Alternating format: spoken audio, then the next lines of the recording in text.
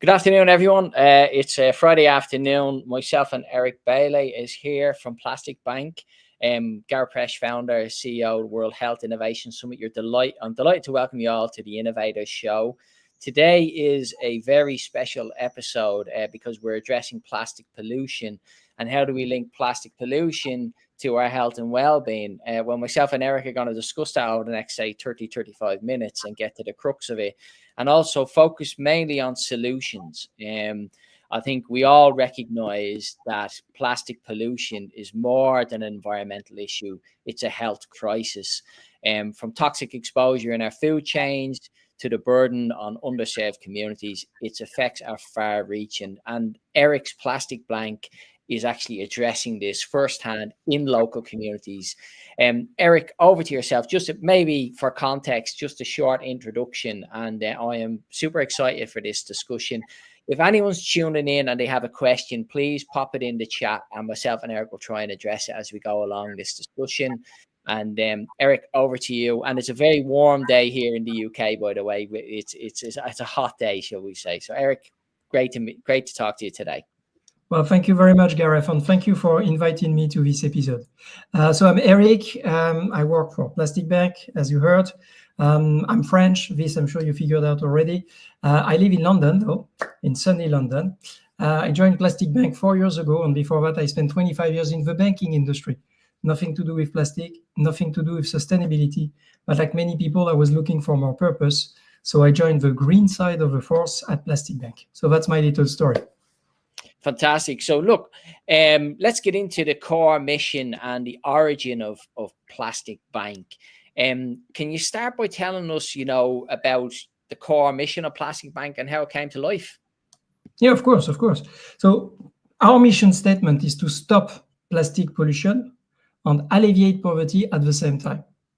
Okay, and we do this by treating plastic waste as a currency. So I'm going to ask the listener, the viewers, to think about all the plastic that they generate every day.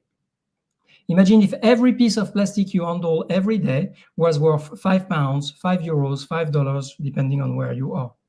Would you throw it away, or would you store it to exchange it for its value? Well, the answer is obvious. You would store it, right? Okay. And that's exactly what we do. We incentivize collectors in vulnerable coastal communities to pick up the plastic waste that's around them and bring it back to us to exchange it against value. Thus our name, Plastic Bank. So overall, we're a Canadian social enterprise founded in 2013 by the two co-founders, David Katz and Sean Frankson. Started in Haiti in 2015. It expanded to the Philippines, Indonesia, Egypt, Brazil, and Thailand.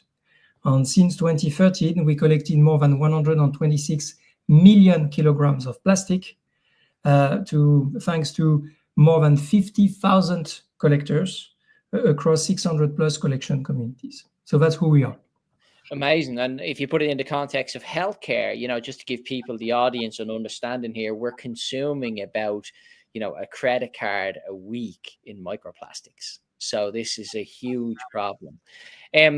Moving on, the aha moment that convinced, this model of turning plastic waste into a resource could work at scale. I mean, that's sort of the crux of it.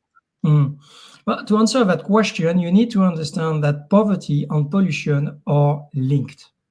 80% of ocean plastic pollution comes from areas of extreme poverty.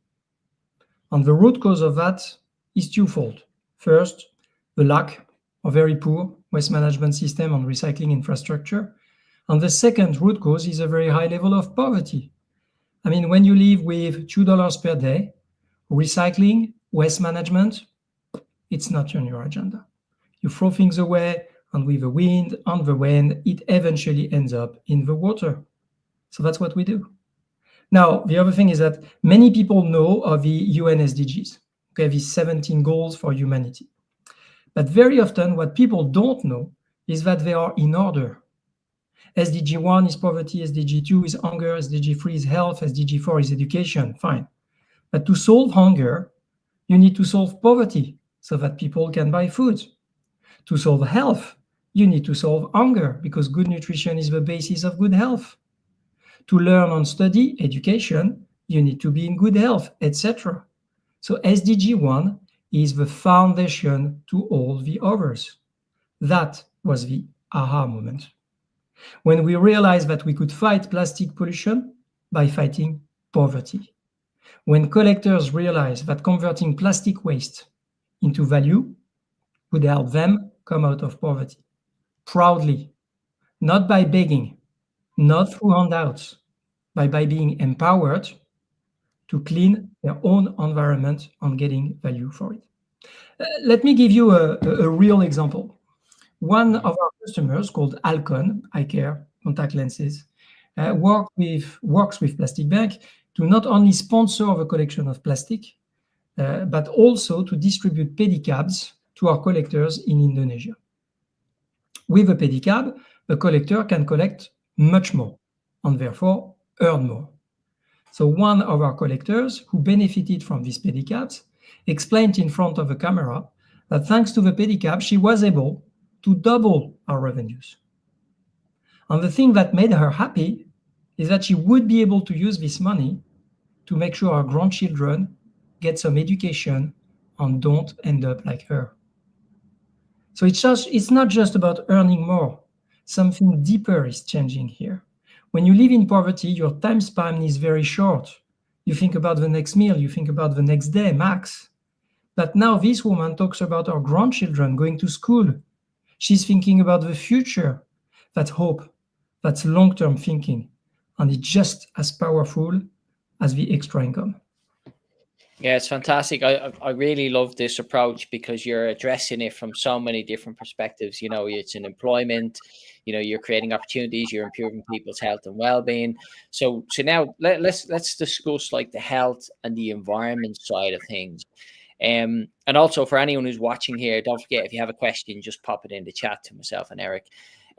So plastic pollution, I made a statement at the start, is not just an environmental issue, it's a health crisis too. And I've been advocacy, like I'm championing this for quite some time. How does Plastic Bank's work intersect with public and planetary health? I mean, this is some of the areas we're going to cover and work together on in the future. Absolutely. Well, you said it before. I mean, plastic does not decompose, it degrades into microplastics, which are particles below, smaller than 5 microns. Microplastic contaminates all our food chain, eventually ending up in our body. Many of you read articles or posts or blogs on plastic having been found in blood, heart, lungs, brain, etc. You said it before, a study made in Australia came up to the conclusion that we ingest the equivalent of 1 credit card every week. 1 credit card of plastic every week. And I saw a post no later than yesterday claiming that there's the equivalent of a sandwich bag of plastic in our brain. Oh my God. So that's one part of the problem. But the other part in underserved communities is that they're using plastic waste as a combustible, creating major health issues. So through our action, well, first we remove plastic from the environment, and therefore we help fight plastic pollution as a whole. Second, we train and educate communities on the danger of plastic pollution. Third, we provide them with additional financial means, which they will be able to use alternative combustibles, better ones. And four, as part of our program, we distribute health insurance and medication vouchers to our collectors, improving their health in a very tangible way. More than 6,000 collectors receive the health insurance by collecting plastic waste for Plastic Bank. Yeah, that's incredible. I think that, I mean, that's such a wide-reaching impact. So bringing it back down to the local environment, like, so what have you seen in communities, you know, you work with regarding health and well-being improvements from cleaner environments? I mean, I think there'll be a lot of people who will see this and understand, okay, well, what is the impact in terms of quality of life? Well, obviously, we don't track the medical records and history of our collectors. Okay, we know what we distribute, we know how we help them, but we don't have access to the medical records, obviously. However, we do see a change of mindset. I mean, if you are sick, Gareth, you're going to go see the doctor, and you feel perfectly fine for it, right? It's normal. Now, that's not what's happening in vulnerable communities. Sometimes they can't pay for it. They can't afford the medication. They simply can't afford to be absent from home. Sometimes they're afraid, they're ashamed, or they don't trust modern medicine. It's another way. So we work to change the mindset by giving them access to health insurance, free. And second, we educate collectors and their family on how to use it. We give them confidence in the system. So access to health insurance and stable income contributes to long-term health. Another tangible example is what we did with the eye care company CooperVision. They're among the world leaders in eye care and contact lenses also.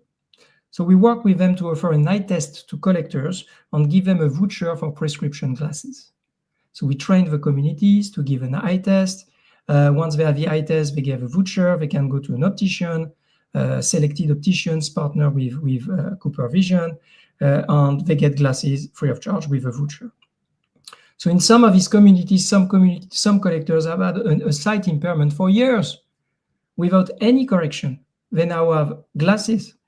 So if you consider that sight is 80% of our senses, I would say that's a serious global health improvement. Yeah, absolutely. But I think, what you're demonstrating here as well, and this is what I'm quite excited about as we build this relationship and partnership, is we'll be able to understand the long-term benefits in terms of economic output, because the individuals would have become sick. They wouldn't been able to continue working. So there will be very long-term effects, and this will have huge social innovation and impact. That brings me on to the next sort of topical area. Plastic Bank creates economic opportunities for communities. Can you walk us through how the social impact model works in practice? I mean, you've given us some great examples already. Yeah, sure, absolutely. So what happens is that collectors collect plastic within their own community. So far, so good. They bring the collected plastic to the collection center where it's sorted, weighted, and the collector get paid by the collection center from the material itself. They get paid in cash through their e-wallet. So we work with local financial institution to create an e-wallet, and every collector has their e-wallet on the app. So in addition to the material price, and that's really the big thing, Plastic Bank pays them what we call a social premium. So you can also call them digital tokens. They're in essence loyalty points. The more you collect, the more points you accumulate. Okay, simple as that. And these tokens, these points, you can redeem them. So you can redeem them for cash created on your e-wallet, but you can also redeem them for social benefits like food vouchers, health insurance, pharmacy vouchers, etc. So depending on the country, we have different programs. I mean, we made a calculation. In average, a full-time collector earns 33% more than the minimum wage in their country. Yeah, it's a phenomenal impact. And how do you ensure digital dignity, fairness, and long-term empowerment for individuals and families involved in collecting plastic? Because there's a lot of work that goes into this. But I mean, I really am excited by this approach. I mean, especially the statistics, 33% above the minimum wage. That's fantastic. Yep. And you know what? You're absolutely right. Dignity is a key word here. We want to empower our collectors. Okay? They are proud. They don't want charity. What they want is a way out of poverty. So first, all payments are digital and transparent, removing the risk of exploitation or theft. Then the collectors receive an ID. Another example, in Brazil, there are millions of individuals that don't even have an ID. They don't exist. They are invisible. So what we do when they come to us is that we work with local authorities for them to get an ID. Once they get an ID, they can be registered into the app. Once they're registered into the app, they get access to an e-wallet, and they can start credit their e-wallet with the money coming from the plastic collection. So you see, they move from being invisible with no ID to having an ID, having a bank account, and having money on their bank account. That's a drastic change. We also provide training. We give them protective equipment. So that's the reason why we are EcoVadis Gold and GRS certified. And the other thing I would like to say is, think about a simple loan. Let's imagine you want to make a loan, a small one. It will be granted depending on your credit score. What is your credit score? Your reliability to pay back what you borrowed. Simple. Now, if you have no financial means, how do you borrow? You can't. So thanks to the data we collect on blockchain, we know the reliability of our collectors to pay back.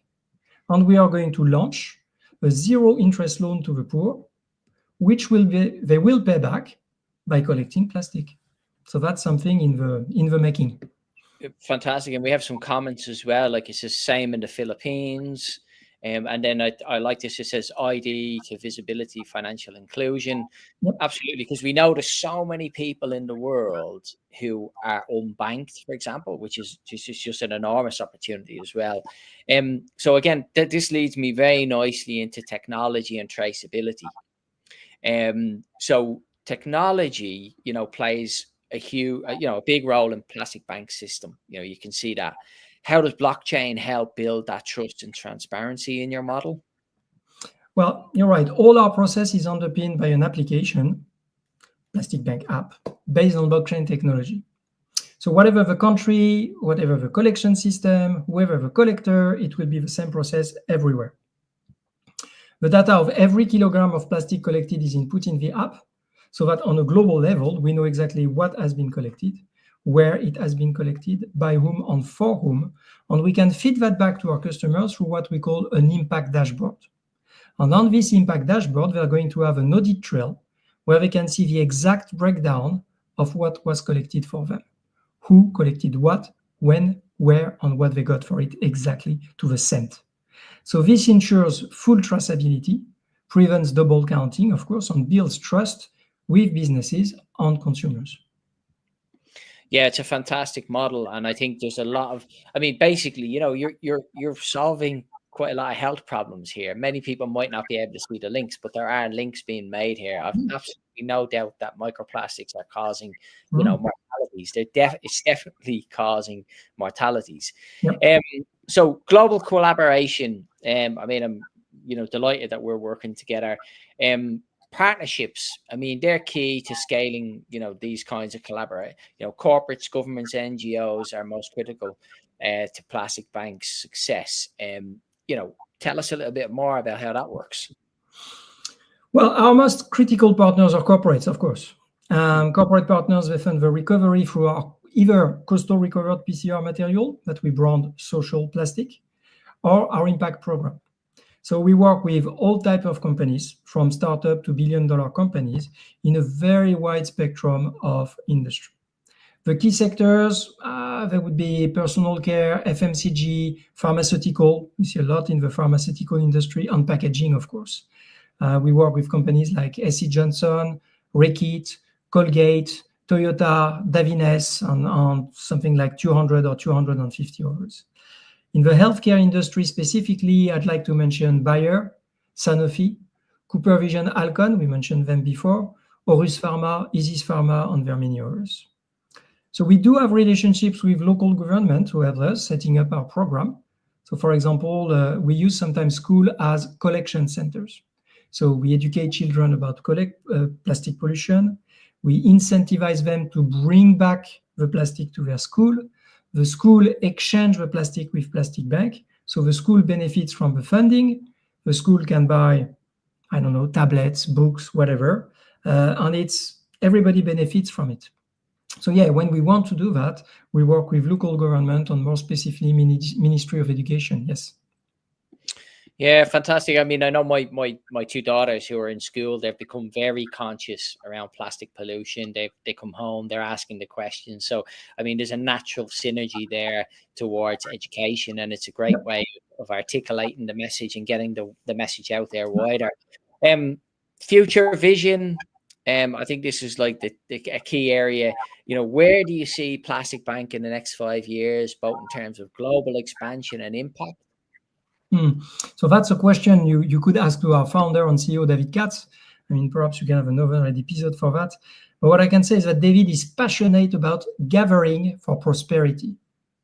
So it means that partnering with Plastic Bank enables corporates to do well by doing good. Okay, so this means that, one, prosperity for corporates. they sell more, they build brand loyalty, prosperity for end consumers, they get to be the heroes, prosperity for our collectors, of course, prosperity for us, prosperity for the planet, and prosperity for humanity, because let's be honest, the planet will survive. We won't. So as a whole, we went from 1 billion bottle equivalent collected in 2021 when I joined Plastic Bank to more than 8 billion today. But there are still 12 million tons of plastic ending up in the oceans every year. There are still 1 billion people in the world living in poverty. So I don't know exactly where else or what else will operate in the next 5 years, but I know for sure that we still have a lot to do. Yeah, absolutely. I think, and that's partly why I'm excited to work with yourself and David, because I think there's an opportunity here to bring the health sector behind this movement, but also make a sustainable financial model. You know, we've spoken about, we have an initiative that we're working together with yourselves on, where funding streams can be allocated towards healthcare facilities, for example, so we can make a sustainable model work. If you had a call to action for businesses watching today, what would it be? I'll structure why in many ways. So first, businesses don't work for what is, they work for what will be. Our collectors often live with a one-day time span. CEOs, on the other hand, they think in decades. So my first call to action would be think ahead. Integrate what the future demands. Because here's what's coming. And you said it yourself, Gareth, just a moment ago with your daughters. Generation Z, Alpha, Millennials, they already care deeply about environmental and social impact. Today, they influence with their parents' money. Tomorrow, it will be their own. They will be your main customers. They will be your future executives. If your company isn't purpose-led, they won't buy from you, they won't work for you. So profit is good, but prosperity is better. I'm going to let that sink in. Profit is good, but prosperity is better. What if a company could grow and help others grow with you? What if you could boost sales, make your employees proud, help your customers be the heroes, and help families in underserved communities rise out of poverty? Wouldn't you want that? So, and the last thing is, don't be afraid to act. There will always be critics, sustainability vigilantes, from their room, in their chair, who say you don't do enough or you don't do it well enough. But doing something is better than doing nothing. Act, try, improve. That's how real change happens. So I'm just going to conclude with one quote from Walt Disney, and I looked for it. I'm going to read it. The best way to get started is to quit talking and begin doing. So do. Yeah, I totally agree with the sentiment and the statements that you've made, because what stuck out to me there, they won't buy from you or work for you. I think that's so important for companies to understand, because certainly if I go back to the example from my daughters, I know my daughter Mia, for example, she wants to help homeless people, and she wants to, she wants to look after the environment. So these are critical issues, and you're so right. I mean, I've given some talks in Microsoft and other places where I've explained this.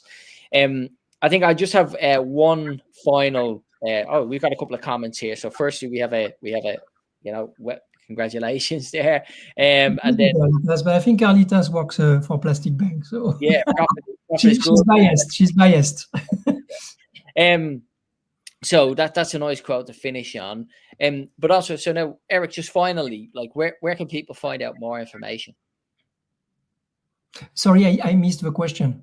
Where can people find out more information? Like, how can they get? You can go on our website. I mean, plasticbank.com, www.plasticbank.com. So that's very easy to find. And if you follow us on LinkedIn, there's regularly every day we have posts coming from us or from our customers. So if you follow Plastic Bank on LinkedIn or other social media, actually, Instagram, TikTok, you will see a lot about what we have to say, but also what our customers have to say. So yeah.